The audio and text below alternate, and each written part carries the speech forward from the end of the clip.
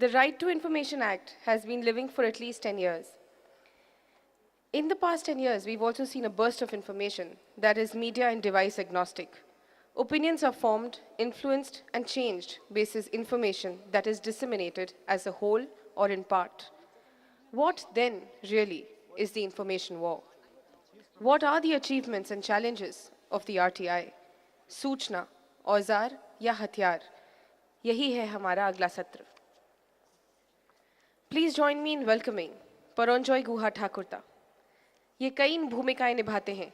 He is an independent journalist, educator, writer, speaker, anchor, and interviewer. In his 37 years of experience, he has worked across media vehicles. He has also co-authored A Time of Coalitions, Divided We Stand. Please give him a very warm welcome.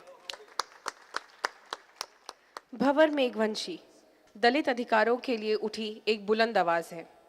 He is based in the Bhilwara district, and the Dalit movements there led to the birth of the Dalit Adivasi Gumuntu Adhikar Abhiyan or Dagar, which has emerged as a platform to seek immediate redress in cases of extreme atrocities against Dalits in Bhilwara and nearby districts. Anjali Bharadwaj. She is the founder of SNS, a citizens group set up in 2003 with a mandate to promote transparency and accountability in government functioning and to encourage active participation of citizens in governance. Closely associated with the RTI movement since 2000 and is the co-convener for NCPRI. Kaustav Banerjee is currently assistant professor at the Center for the Study of Discrimination and Exclusion, School of Social Sciences, Jawaharlal Nehru University. He is an economist specializing in agrarian systems and development policy. Yeah, thanks. Without further ado, I would request Bhanwar to speak.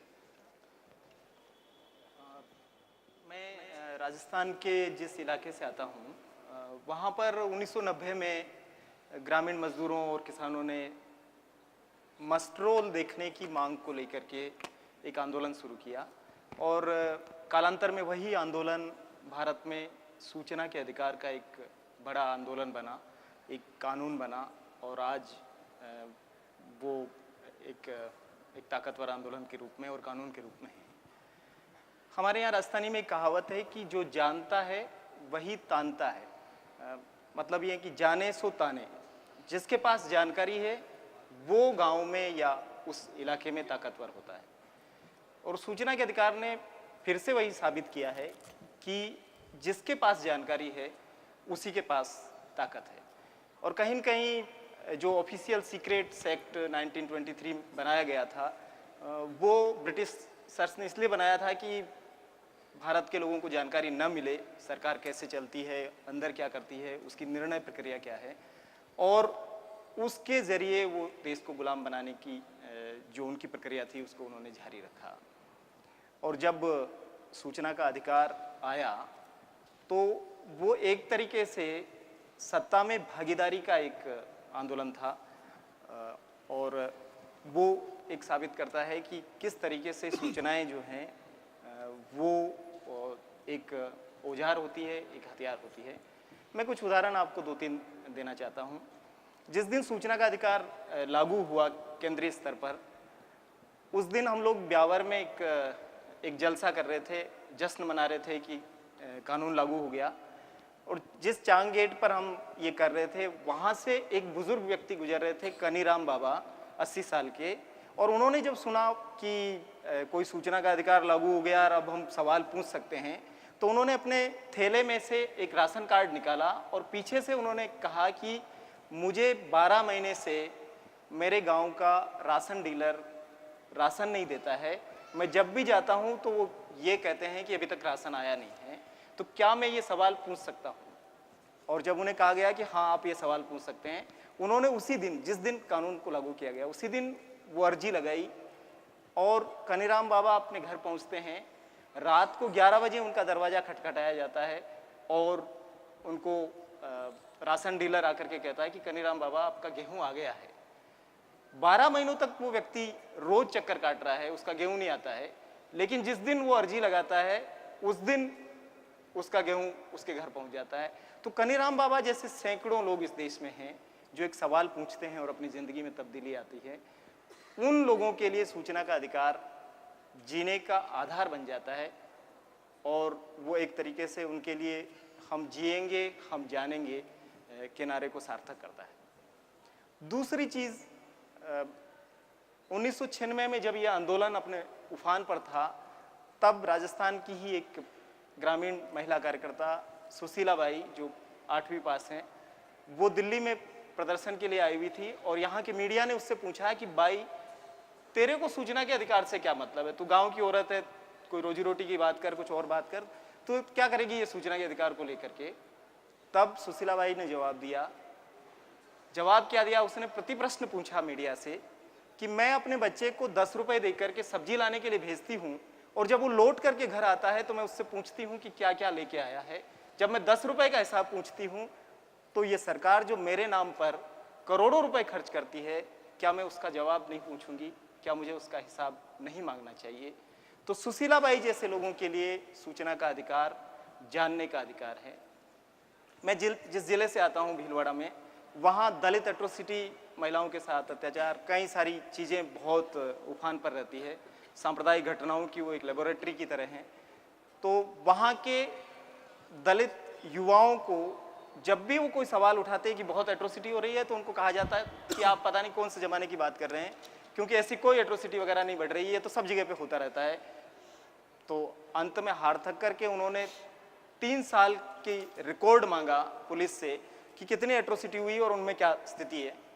3 साल के record को लेकर के उन्होंने उसको analyse किया और पता चला कि उन 3 सालों में 631 एट्रोसिटी की घटनाएं हुई और 12 हत्याएं हो चुकी थी, 20 से ज़्यादा रेप हो चुके थे और मारपीट और जातीय प्रताड़ना, वो तो लगभग सारे मामलों में थी। जब उन सारे मामलों को लेकर के वो लोग प्रशासन के पास गए और उन्होंने कहा कि देखिए, आप कहते हैं कि कुछ भी नहीं हो रहा है ऐसा, जबकि आप ही के आंकड़े ये कहते हैं कि इतने सारे हत्याएं, बलात्कार और मारपीट और ये सारी घटनाएं होती है। तब प्रशासन को मानना पड़ा कि हाँ, आपकी बात में दम है कि सच में ये सारी चीज़ें हो रही है। उन्हीं सूचनाओं को लेकर के जब वो लोग गाँव में गए और गाँव में जब लोगों को कहा कि आप पर इतनी सारी चीज़ें घटित हो रही है, तो वहाँ पर एक मूवमेंट खड़ा हुआ, जिस मूवमेंट की अभी कौस्तुभ ने बात रखी, दलित आदिवासी घुमंतु अधिकार अभियान। तो वैसे युवाओं के लिए सूचना का अधिकार एक मजबूत औजार के रूप में है। और अंत में जो गांव में, जो ग्रामीण क्षेत्र में जो घोटाले हो रहे हैं, उनसे लगा करके कॉमनवेल्थ तक के घोटाले जिस सूचना के अधिकार से बाहर आते हैं और उनके बाहर आने के बाद जंतर मंतर और पता नहीं पूरे देश भर में एक मजबूत भ्रष्टाचार विरोधी आंदोलन खड़ा होता है और एक लड़ाई खड़ी होती है, तो मुझे लगता है कि वहाँ सूचना का अधिकार एक हथियार के रूप में उभरता है। तो कनीराम बाबा के लिए वो जीने का अधिकार है, सुशीला बाई के लिए वो जानने का अधिकार है और भीलवाड़ा के दलित युवाओं के लिए वो एक मजबूत औजार है। और पूरे देश के लिए मुझे लगता है कि सूचना का अधिकार पारदर्शिता और जवाबदेही स्थापित करने का एक माकूल हथियार है। धन्यवाद। अंजलि प्लीज। Thank you. जैसा कि भंवर जी ने कहा, सूचना का अधिकार लोगों के लिए बहुत सारे, for lakhs and millions of people in this country, especially the poor and the marginalized, it's become the right to know and the right to live. I think one of the biggest achievements of the law has been कि कहीं लोगों ने ये जाना है कि सूचना और उनके मौलिक अधिकारों के बीच में एक बहुत ज़बरदस्त संबंध है। ना केवल ये एकेडमिक्स और पढ़े लिखे लोग या लॉयर्स या मीडिया कर्मियों ने ही इस्तेमाल किया है। The poorest of the poor in this country have used this law and used this law very effectively to hold the government accountable. जब सूचना का अधिकार दिल्ली में आया 2002 में, तो हम लोग कुछ बस्तियों में गए और हमने वहाँ महिलाओं से कहा कि एक कानून आया है, आप इसका इस्तेमाल करिए। तो किसी ने उठ के कहा, राशन तो मिलता नहीं, सूचना का क्या करेंगे? And it was very evident that nobody was interested in information for the sake of information. अगर सूचना हो तो उसका क्या उपयोग होगा, किस तरह से वो हमारे काम आ सकती है, उसका जुड़ाव है, तब कुछ फ़ायदा है। और मेरे ख्याल से हमारे देश में जो कानून अभी है, that is considered to be one of the most progressive information access laws anywhere in the world. पूरे विश्व में जहाँ पे भी इस तरीके के कानून हैं उनमें से सबसे अच्छा कानून माना जाता है, और शायद इसीलिए है वो बात क्योंकि उस कानून की जो मांग है वो एकदम ग्रास रूट से लोगों से आई। लोगों ने अपने अनुभवों के ऊपर उसकी मांग करी और उस कानून का एक ढांचा बना।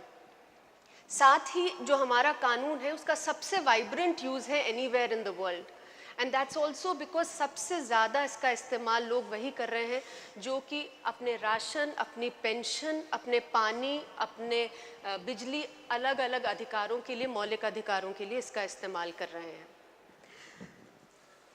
The right to know, the right to live is one aspect, और जीने का हक, जानने का हक, कि हम इस कानून को उसी रूप में देखते हैं, जानते हैं।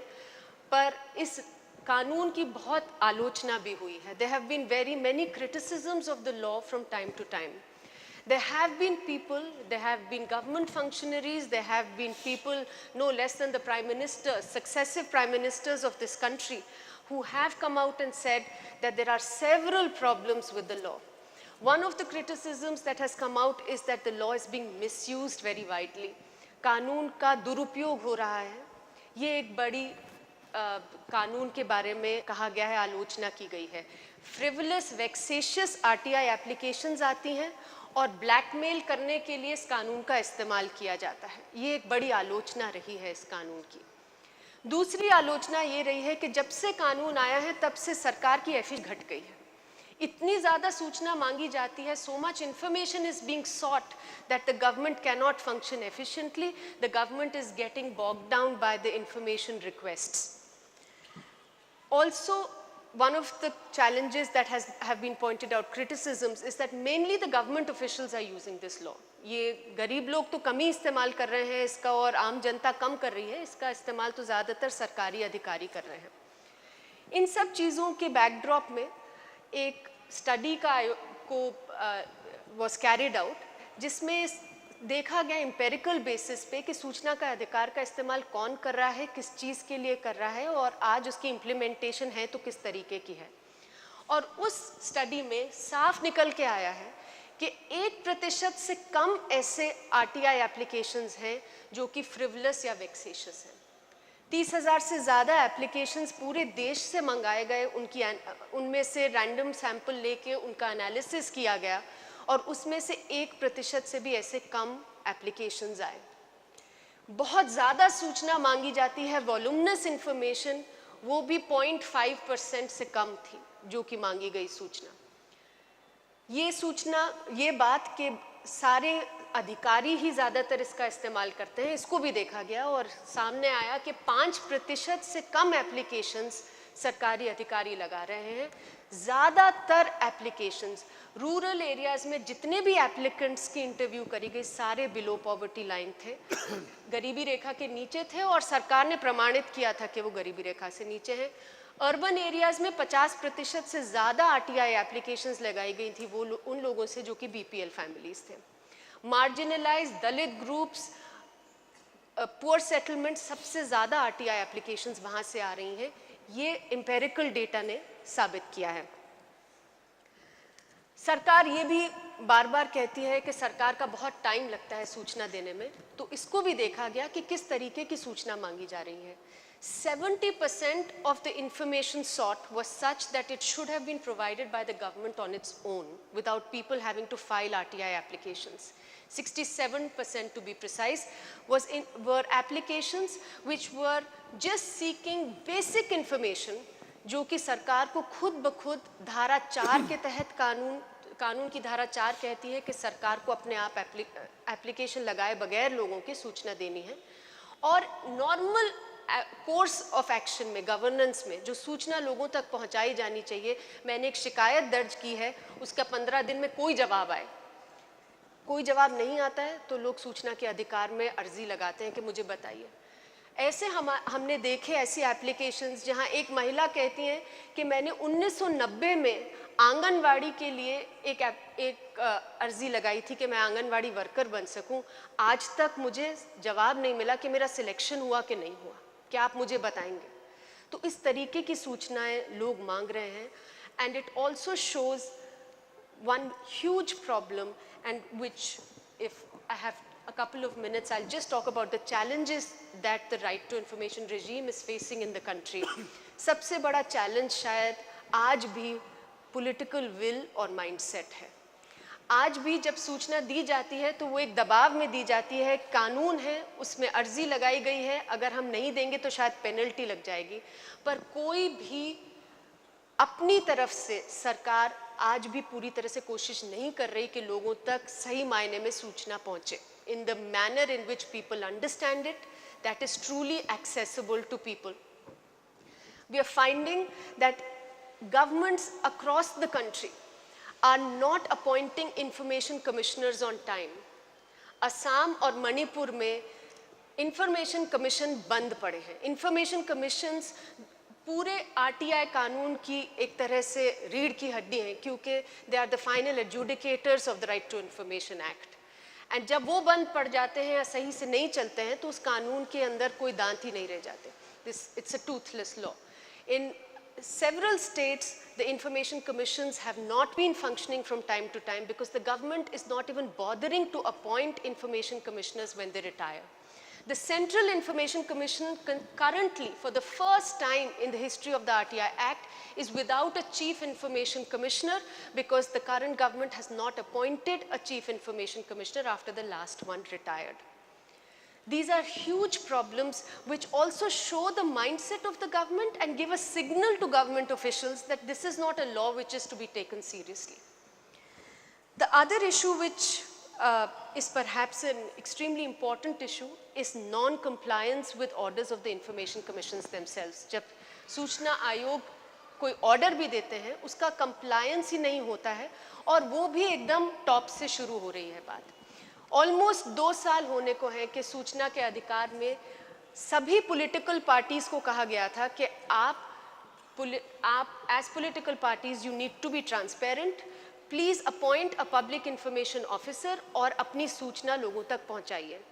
आज तक एक भी political party ने public information officer की नियुक्ति नहीं की है in blatant non-compliance of the Central Information Commission's orders.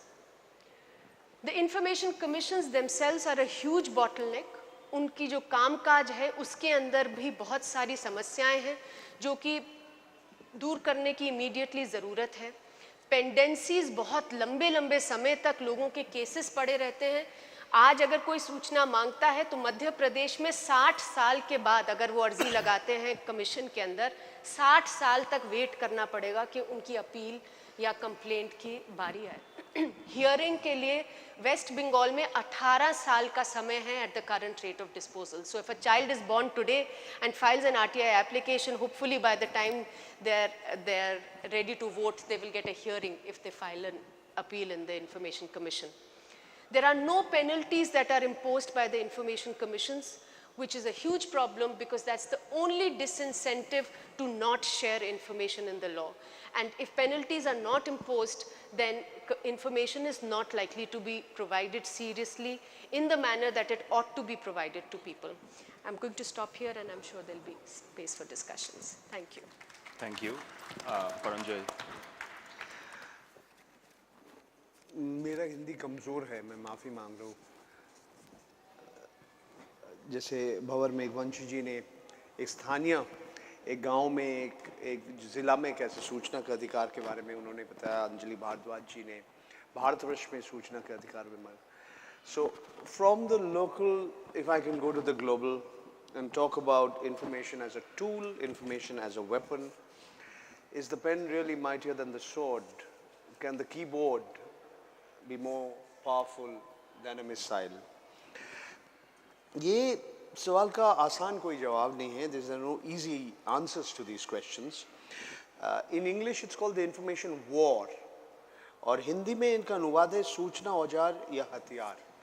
So the subject is wide enough for us to say anything, but today we live in the day and age of the internet. ये हमें मानना पड़ेगा कि हम सूचना प्रयुक्तिकी का युग में आज हम वास कर रहे हैं और ये ज़्यादा दिन नहीं 20-25 साल हुए हैं. And the internet promises to change our lives in ways which none of us could have imagined. It's not just because it's your library of books, it's your newspaper, it's your magazine, it's your radio station, it's your television channel, it's much more. You can see the news at 9, at 12 o'clock, or you can see the news at 9, at 3 o'clock on YouTube. It's also a medium of personalized communication. यानी कि ये internet जो माध्यम है सिर्फ ये लोक माध्यम नहीं है, ये गण माध्यम नहीं है, ये एक व्यक्तिगत माध्यम भी है. हर व्यक्ति भी इस्तेमाल करते हैं. आज हमारे विश्व में 700 करोड़ के आसपास लोग हैं. There are about 7 billion people on this planet. आज 2 billion या 200 करोड़ के आसपास लोग इंटरनेट का इस्तेमाल किया. So there is indeed a digital divide. मगर more and more people are going to use the internet. 10 साल पहले हमें मालूम नहीं था कि भारतवर्ष जैसे देश में 125 करोड़ लोग रहते हैं, मगर 990 करोड़ सिम कार्ड है, यानी कि सब्सक्राइबर आइडेंटिटी मॉड्यूल. 70 करोड़ लोग के पास आज भारतवर्ष में एक मोबाइल टेलीफोन इंस्ट्रूमेंट है, चलायमान दूरभाष यंत्र. ये 10 साल पहले हमने कभी सोचा नहीं था. An entire generation of people will be accessing the internet on the handset.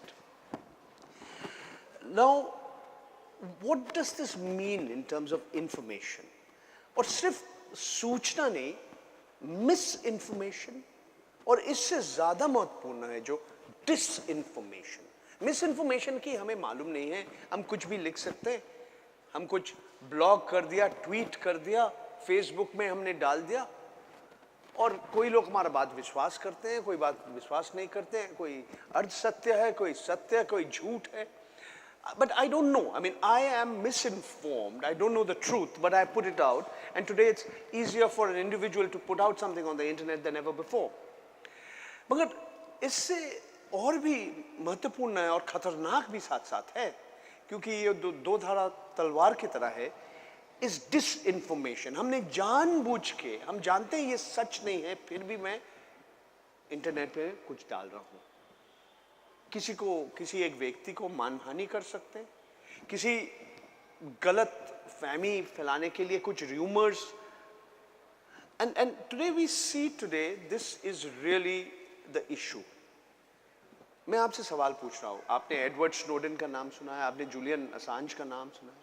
किसी लोग के लिए ये ही इज अ टेररिस्ट, आतंकवादी है, but for others he is a freedom fighter. Who is he?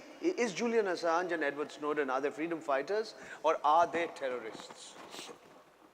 Kyunki today you thought in 1984 when George Orwell wrote Big Brother is watching you. No, Big Brother is still watching you. Big Brother can read every SMS that you put out. Each email of yours can be read. Not only by somebody in Delhi but by somebody far away. In some part of the United States of America or somewhere in Iceland for that matter. तो आज हर व्यक्ति का जो सूचना आप कहीं बोलिए Facebook में, कहीं भी डालिए, और कहीं और बैठ के कोई भी पढ़ सकते हैं. क्योंकि आज पूरा विश्व में सबसे बड़ा संस्था कौन है? Google, Facebook.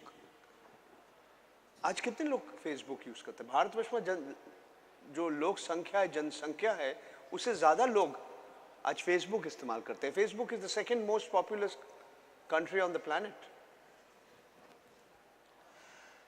Apple, Microsoft, Yahoo. और आप एक समय जो टेलीकम्युनिकेशन करते हैं, दूर संचार और ब्रॉडकास्ट, इस दोनों जो तकनीक है इसमें तो कोई आज फर्क नहीं है. The difference between what we earlier considered telecommunications and what we say broadcasting has got completely obliterated.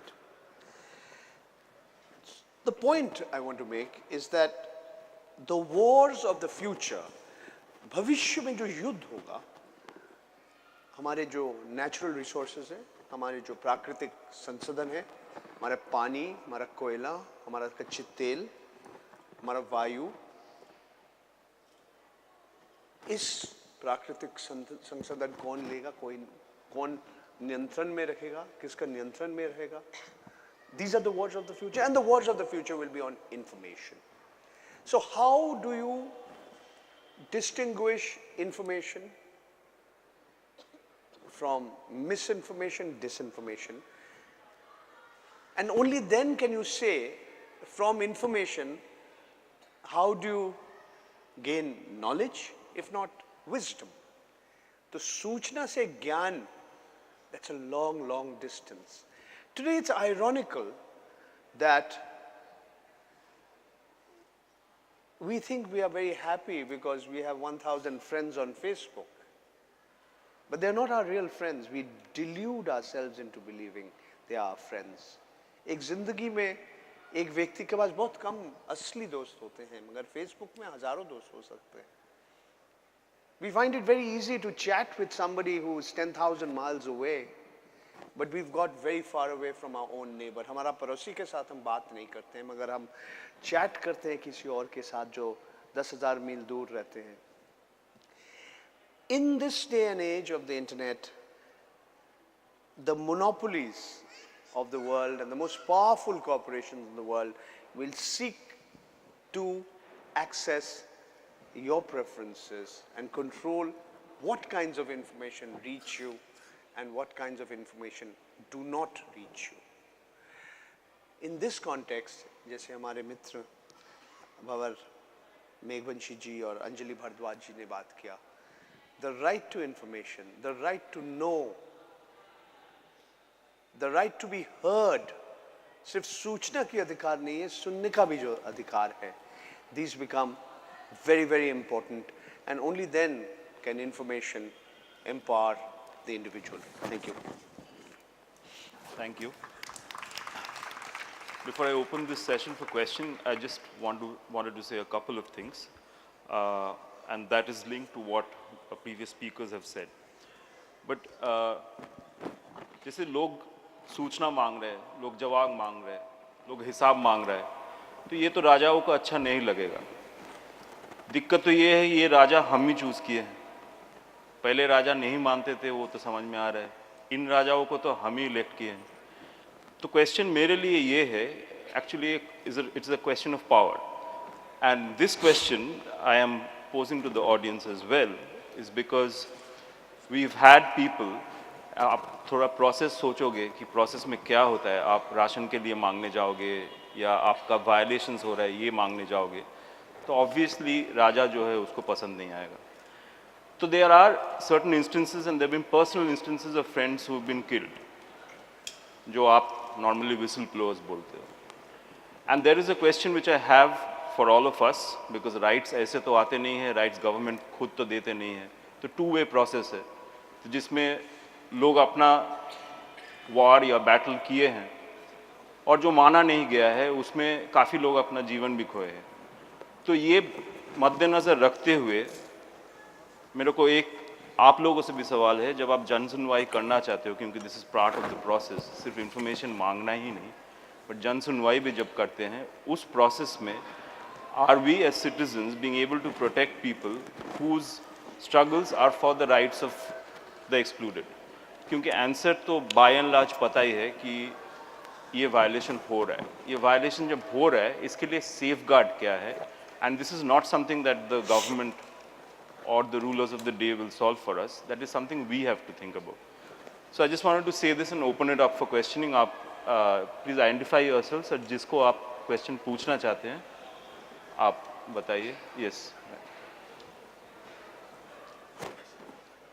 Although you have taken up most of the points, most of the problems which are being faced in execution of this act, I have 2-3 more problems to intimate to you. Number one is that even in specific cases, when the information commissioner passes the order that the information should be supplied, and if it is not done, then what?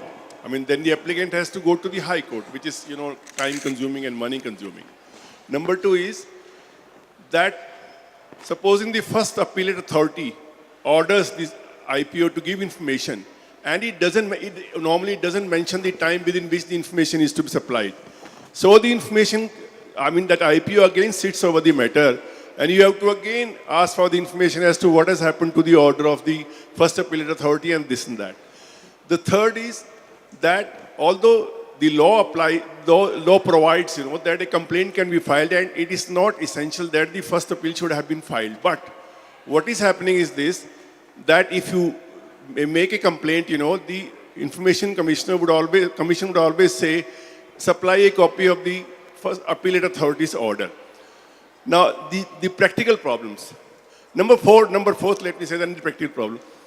The fourth is that the attitude of the Information Commission is to summarily dispose of the appeal, For example, and what happens that supposing I have got a passport problem and I reach the Information Commission. So what the Passport Department would do, that when they get the notice from the Information Commission, then they would issue me the passport.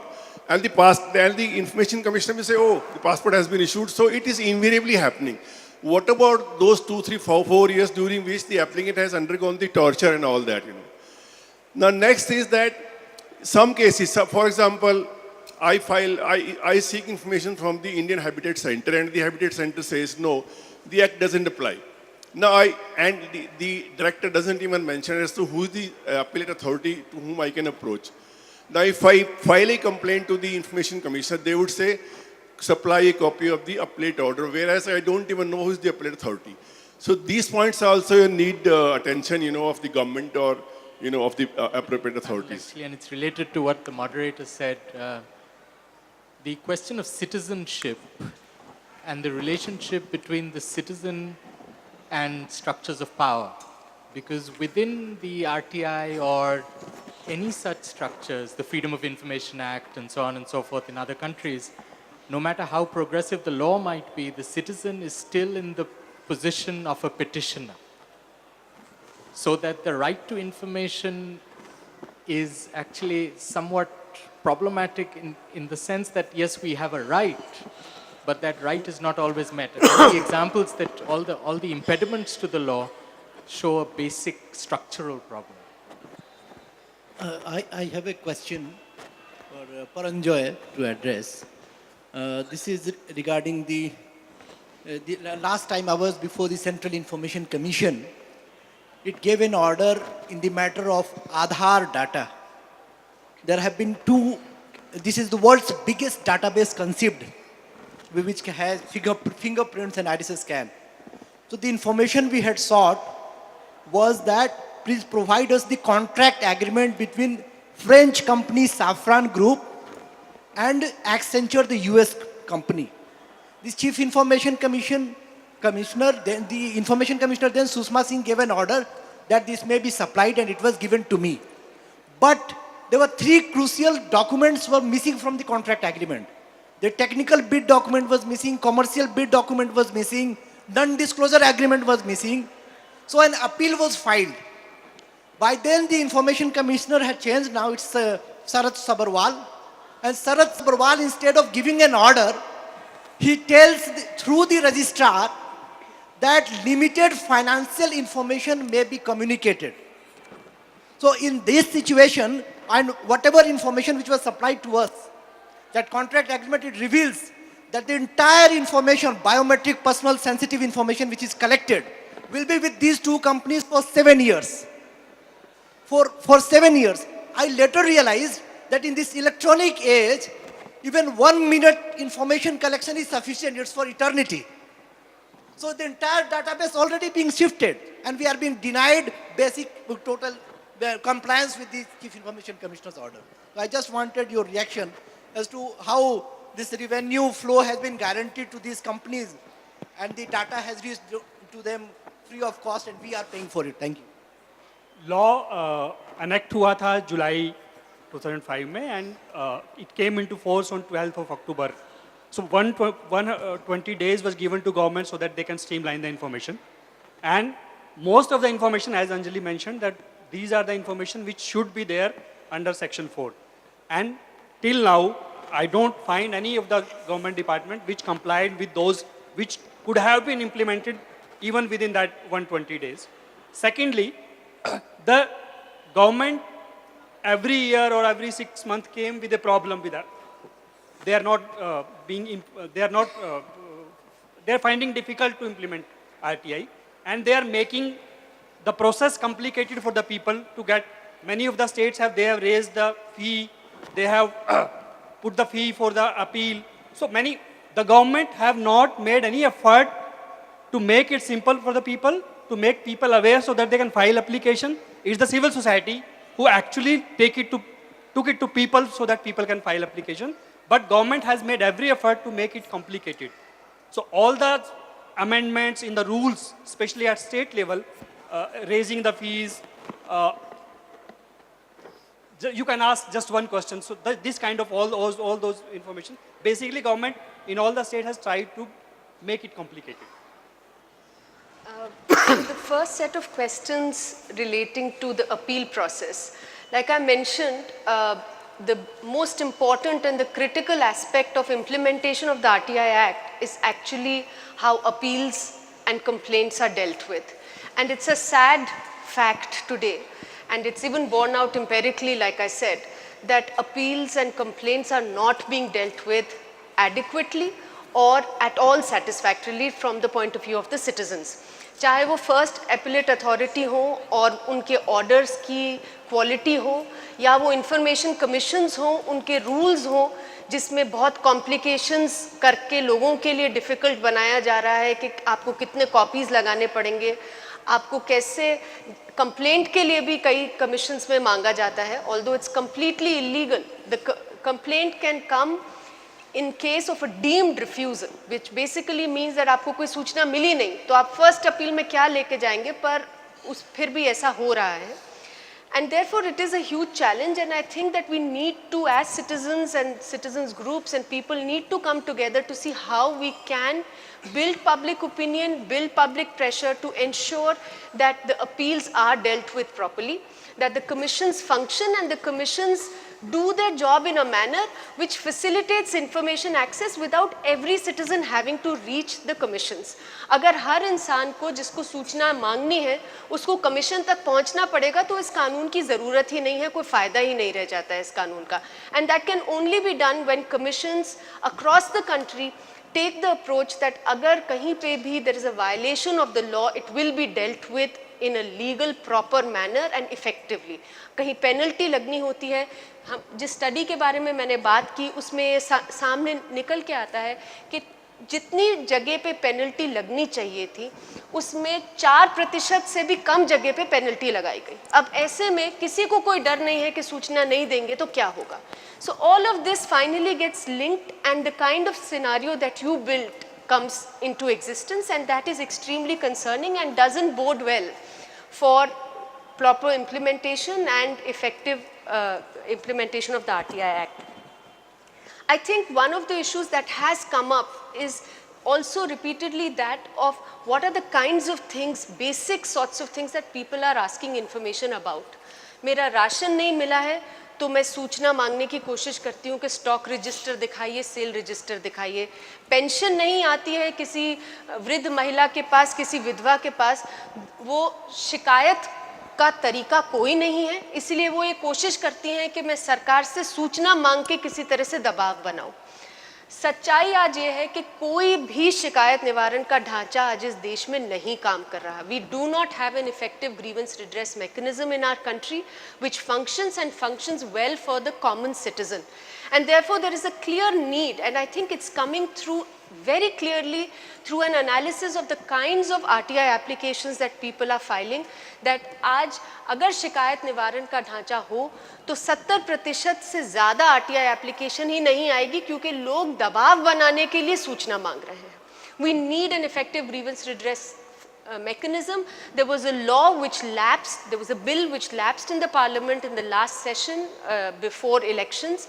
It needs to be brought back, a proper system needs to be put in place. Anjali जी, आप बताइए, आपने आपका संस्था जो एक document तैयार किया और ये मेरा ख्याल है सार्वजनिक है सबके लिए, इसके बारे में थोड़ा बहुत बताइए तो people can access the document, how they can access the document. There is in fact a bill that was put up in the parliament. There's been also again a movement demanding a grievance redress law. Bills parliament में भी गया, उस पर standing committee ने भी अपने views रखे हैं और वो अच्छे व्यूज़ हैं। NCPRI की वेबसाइट पे भी आप ये सूचना देख सकते हैं, ये बिल की एक ड्राफ्ट देख सकते हैं। Essentially it's basically says that there has to be a system by which all the government officials are held accountable. यदि कोई सर्विस की डिलीवरी नहीं होती है, शिकायत होती है, तो वो ब्लैक होल में नहीं चली जानी चाहिए कि किसी को पता ही ना चले उस शिकायत का क्या हुआ और सालों साल लोग इंतज़ार करते रहें। एक टाइम बाउंड सिस्टम होना चाहिए, जैसे RTI में 30 दिन का समय दिया है, उसी तरह से 15-20 दिन का समय दिया जाए कि उतने में शिकायत का निवारण होगा।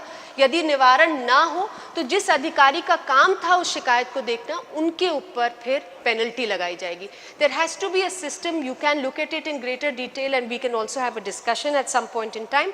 But I also wanted to say to another question that was, or comment that was made, that the government is in fact making efforts to make the use of the RTI Act more tedious and more difficult for citizens.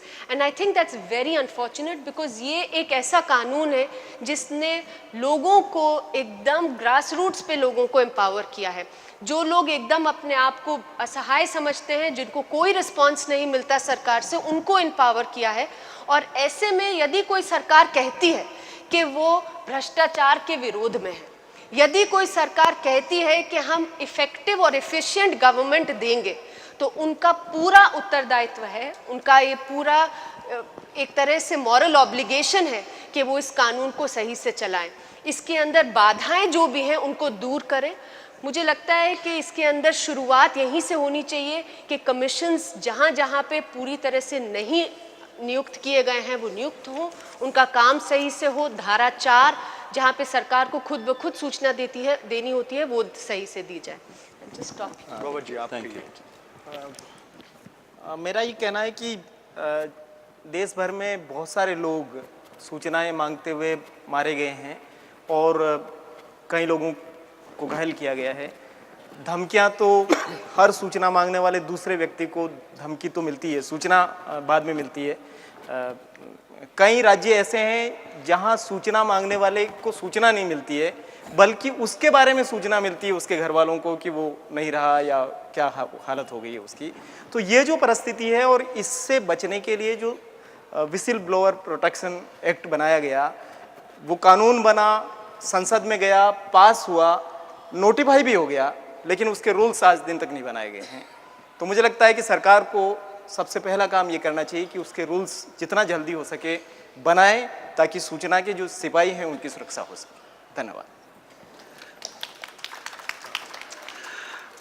There was a question asked about how does the citizen, the relationship between the citizen and the structures of power. Gopal Krishna, my friend here, has talked about how there are certain multinational corporations who have today access to information, the largest database about the world's second most populous planet. On a personal note, citizens can be and have been intimidated by issues, by a phenomenon called SLAPP, strategic litigation or lawsuits against public participation. I published, and I'm the lead author of a book called Gas Wars, Crony Capitalism and the Ambanis. Mr. Libahan is here. Thanks to him, this book was formally released on the 15th of April here at the India Habitat Center. After that, I was served with a series of legal notices. The idea is not just to intimidate me, intimidate anybody else who raises a voice that can be construed against some of the richest people in this country. Now, the power of the corporate sector, the nexus between big corporates and politics is something that I don't need to elaborate on. But the fact is, I'm not alone. Tamal Bandyopadhyay wrote a book against the Sahara Group. His own publisher showed it to Mr. Subrata Roy, who is currently still in Tihar jail. But before that book was published, there was a very unusual kind of a rejoinder that had to be published. And it's not just politicians and not just big businessmen, but their good friends in politics. Jitendra Bhargav, former executive director of Air India, wrote a book called The Descent of Air India. His publisher withdrew every single copy from the bookstores after Mr. Praful Patel, former civil aviation minister, got a lawsuit against him. There are many other instances that can be given. I think the issues are many and they are very complex. The whole issue of should, can, and how should the internet be governed is very important. And it's engaging people across the world. The role of the government, individual governments of individual nation states, the role of bodies in the United Nations, the role of other multilateral bodies like the World Trade Organization, the World Intellectual Property Organization, the role of technicians, the role of civil society organizations, all of these are being debated. I think there's on one issue, everybody I think most of us do believe it's important, that we should not have an internet where the biggest business is pornography. We want an internet where information is also provided, which empowers, which engages with citizens, with ordinary people, provides them knowledge. And I think that is the big challenge that lies before us.